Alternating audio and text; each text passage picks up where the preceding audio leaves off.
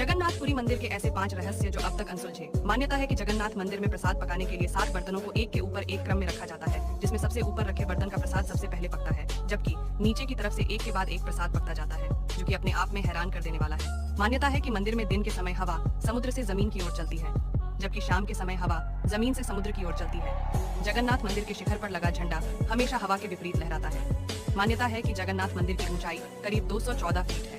ऐसे में पशु पक्षियों की परछाई तो बननी चाहिए, मगर इस मंदिर के शिखर की छाया हमेशा गायब ही रहती है। पुरी में स्थित जगन्नाथ मंदिर के ऊपर से न ही कभी कोई हवाई जहाज उड़ता है और न ही कोई पक्षी मंदिर के शिखर पर बैठता है।